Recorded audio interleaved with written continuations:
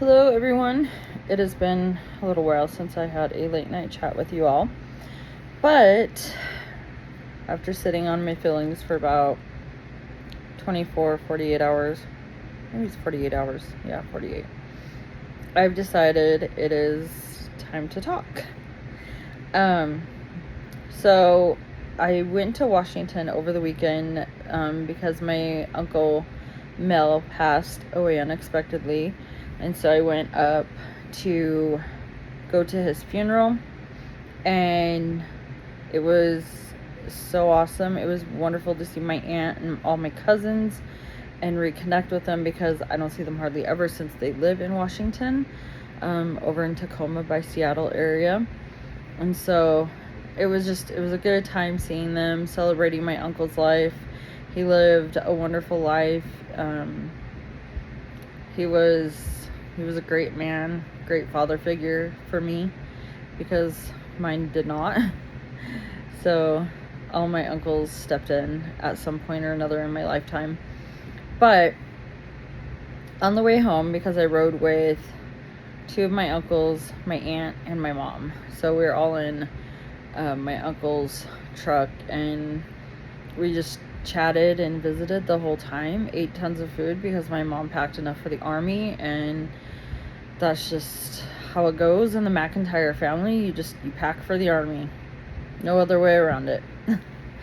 But on the way home, we were talking about different topics, and I've been talking about like what I've been going through with this divorce and the situation that I had been in, and it was brought to my attention that my family knows another person who is in the place where I was 5 years ago. And this person chose to stay with their spouse. Their spouse committed a similar crime to David, but they chose to stay with their spouse, even though everyone was like, leave them. And I don't know this person, but I very much understand where they're coming from, 100%. And so as I was being told this story, my mom asked the question, so is it good for a person to stay with somebody who has like committed sex crimes? And my uncle, he was like, I don't know, because it's a personal choice, which it is. But then I jumped in because I completely understand this situation. I understand what this person is going through. I understand why they chose to stay. So I wanted to enlighten everybody and give a perspective that nobody understands unless you've been in the exact same spot where me and this other person is at. Sorry, Sadie's moving under the blanket. We choose to stay because we love our spouse. I love David. Well, I loved him. I honestly can't say I love him right now because of what I've sat on, thought about, chewed it up, spit it out, chewed it some more, spit it out again, and realized everything that he has done to me. So honestly, I can't say that I love him right now. I really can't, which is probably healthy, very healthy.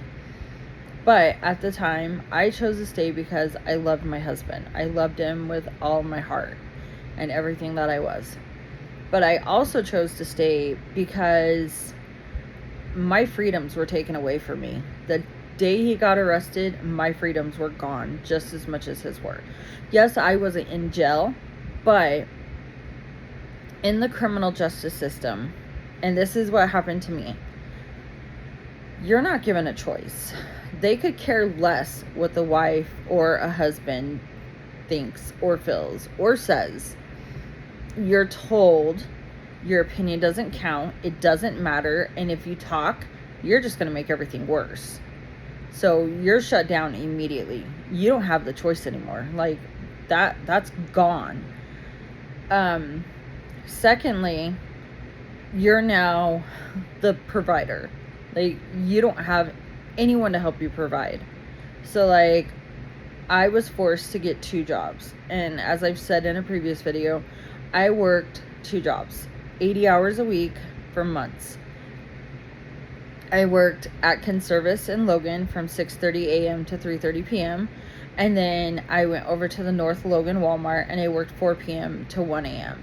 So I had like my lunch breaks at both jobs, and I had a half hour in between both jobs, but I was literally working 6:30 a.m. to 1 a.m. because I had to pay the car payment. I had to pay the car insurance. I had to, make sure phones were paid so David could have his phone when he went to work release. To do work release, I had to put a $300 deposit on his account. I had to provide for David. And when you put money on their account for commissary, so they are able to order, and they're able to order so much food. So like in Cache County, inmates are only allowed to order $50 every week, and every county is different. I don't know if all the Utah counties are the same on how much they allow an inmate to purchase, but I've watched enough jail reality shows because I love Lockup on MSNBC. Some jails allow them to order up to $100 a week. Some are $80 a week. So it's different. But jail food, like ordering jail food, that's what I mean by jail food's terrible what they're fed. But the jail food that they order, it's so expensive. Like, so stupid expensive. So for example, like a package of ramen noodles is like 24 cents at Winco or something like that. I'm pretty sure. I work there, I should know. In the gels, it's like triple that. It's crazy expensive. So when you go to put money on their account, they don't get the full amount that you put. Like, they take a fee. So let's just say like you're putting like $10 on, for example. Say like, hey, money is super tight, this is all I can give you. They only get 7 of it because the system takes a $3 fee. And maybe that's fair because they feed them 3 meals a day, but at the same time, us taxpayers are paying for that. So I don't understand. I mean, I guess I could understand where the $3 fee is going because I am going back to Zions Bank in a month because I took about 4 or 5 months off from them. But so working in a bank setting, there's lots of fees. So when you put money on it's called their books, when you put money on their books, because it's used for different things, it takes a fee. Plus the food that they order at the jail is super uber expensive. So you have that. And then you're putting time on the phones for them. So if they call you without having phone time on their phones, it's a collect call, and it's so expensive. So expensive. But if you put money on their phone, it's like 20 to 50 cents a minute or something like that. So do the math. So you're providing them to be able to buy extra food, be able to call you. David got haircuts. It was $10 for him to get a haircut. He had to have vitamin C and iron because he is anemic, and for your body to absorb the iron pill, you have to take vitamin C with it. Let's see. So I paid that, and then he went to work release. I had to pay a $300 deposit to that. I had to make sure his phone was turned back on, so I had to pay for that. Like, it's so expensive. Like, you're providing for yourself and paying all the bills, but now you have to provide for this other person who is locked up, can't work, can't help provide financially. So you're paying out extra, more than what you would spend at the grocery store. So your freedom of financial situations is basically taken away. And I know a lot will say, well, it's your choice to, to provide him money for food and phone time and blah, blah, blah, blah, blah. You're right. It is our choice, but it was our choice to love our husband and to continue supporting said husband, because our choices are taken from us. And the only choice that we can make is to love our husband. Another choice that's taken away is within the LDS church, they have what is called a disciplinary council. So if you commit a crime, you go to jail, you're more than likely going to have to do a church disciplinary council where they will decide if you are to be disfellowshipped, where you can't participate in like church services. Basically, like, you can go to service and like you can sing and you can bow your head and close your eyes and listen to everybody, but like you can't speak in church, you can't publicly pray in church, you can't help in church, like you can't, nothing. It's taken away. So if they disfellowship you, that's what your life is like you just go to church and be a robot kind of thing. Or they excommunicate you, meaning they remove your name from the records of the church because your crime was bad enough to where they feel the Lord is saying that you are to be removed from the church. So when David's church disciplinary council happened, he was in jail, couldn't come out for it because they're not going to let you come out for that. I mean, it's not like a court date or anything like that. They don't care about religion. I went to it, and I had a really good friend come with me. She was she's so wonderful. I love her. But she came with me to support me. And the one thing I will say that I liked about the church disciplinary council was they asked my opinion, they asked me questions, and they allowed me to answer. That I was very thankful for, because I didn't get that within the justice system. I didn't get that from his lawyer. I didn't get nothing. Like, I was told to shut up. But I did not have control of the outcome. That was not my choice. Again, choices taken away. The only choice I felt I had to make in the summer of 2019 was to stay with my husband. And I explained that, and I did break down a little bit because what they were talking about it's very triggering. Like, I have so much PTSD and I have so much trauma from that time and dealing with everything. Nobody understands because you haven't been there and you haven't done that. And unless you have, you will never understand why I chose to stay with my husband and while this other person chose to stay with their spouse. And so I explained that whole situation. I said, our freedoms are taken away. Yeah, we're not locked up in a jail, but we might as well be, because now we have to work extra hard to provide financially for ourselves, pay the daily bills, pay the monthly bills.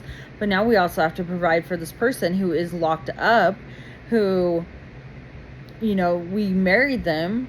We promised to stick it out. I really don't believe, I didn't get married to get divorced. Like, I don't really believe in divorce, but obviously I am, because of the situation I'm in personally. But I didn't want my marriage to end. And so after I explained all of this, my uncle, he was like, okay, that makes so much more sense. Because, yeah, if you, like I said, if you've never been in that position, all you can do is you can look from the outside in, yes, but then you're going to judge us like crap and be like, why aren't you leaving them? Well, you don't know the full why of why we choose to stay. So I'm glad I was able to voice my feelings, or voice my why, and say, this is why this person that you know is staying with their spouse. Because they love their spouse, but they had zero choices. Like, everything was taken from them. The day that their spouse was arrested, their life was flipped upside down. 100%. 1,000%. Their life was flipped. Never to be the same ever again. Like, trust is broken. Like, I can't even put it into words. Just the only way I can explain it is your life was never the same. Your life is not the happy life that you imagined or that you thought it was.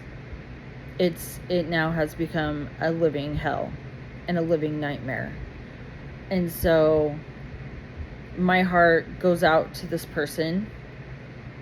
I hope that their spouse does want to change and try to restore all trust that was lost. If they ever need someone, I'm there for them 100%. I will be there for them. Like I said, I don't know them, and like, I want to reach out to them, but I'm not going to, because I don't want them to know that I know stuff, even though what their spouse did, it is public knowledge. It's out there. But I hope they know that there are others who are going through and who've gone through the exact same thing that they are going through. And I just want everyone to, don't judge them. If you know someone who stayed with a spouse after they've committed a crime, after they went to jail, don't judge them. It is not your place. You don't know why they choose to stay. And I hope that I was able to give insight into that, because when your choices are taken away and you're forced to work so hard and get very little sleep for weeks on end, and it's like you're becoming a robot just to try to make it through, because emotions are high, emotions are hard, and you're on fight and flight mode. It's exactly what it is. It's fighting and flighting. I'm still in fight and flight mode. Not as bad, because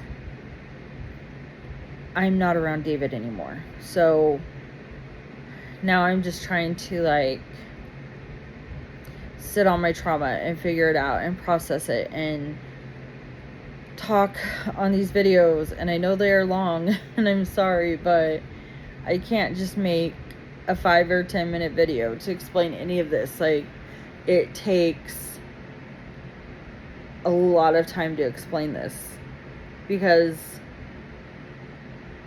I feel like you guys need to, like, to fully understand the why of why I chose to stay, and why many of us have chosen to stay with our spouses.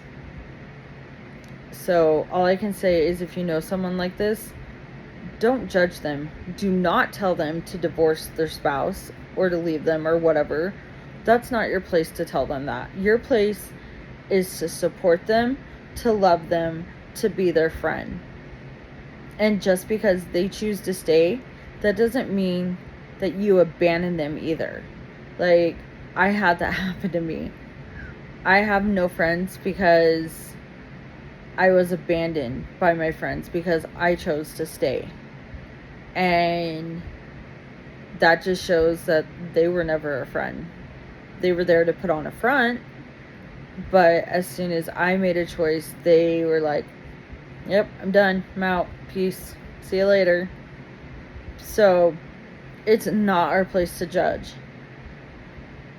It is our place to love them and support them. If they need a listening ear, listen to them. Let them talk. Like, don't ignore them. Reach out to them, because it's hard. And honestly, I can say, like, very few have reached out to me. And it's hard because you're dealing with this. Yeah, I'm dealing with it in my own way that I know how to deal with it right now. But it's also hard when you don't have people there for you. So, I don't know. I feel like I'm just blabbing now. But if you know someone like that, don't judge them. Understand them. Ask them what's their why. You know, maybe they would be more than happy to explain it and help you understand why they're choosing to stay in their marriage or stay with their partner or whatever it looks like to them. So, I know this is long. Again, I'm already at 21 minutes. But like I said, I needed to explain the why. Help you guys understand instead of you judging us and telling us to leave. Because when you love somebody so much, you're not ready to leave them. And that's our choice to make. Especially when our other choices were taken away from us. So, anyways, I hope everyone has a wonderful night. Thank you for listening to me rant. It helps me a lot because this is my therapy until I go back to my therapist in hopefully September. So thank you. I do appreciate it. You guys are the best. The few who do reach out or, you know, who let me know they care about me. I do appreciate it more than you know. Anyways, have a good night. Bye.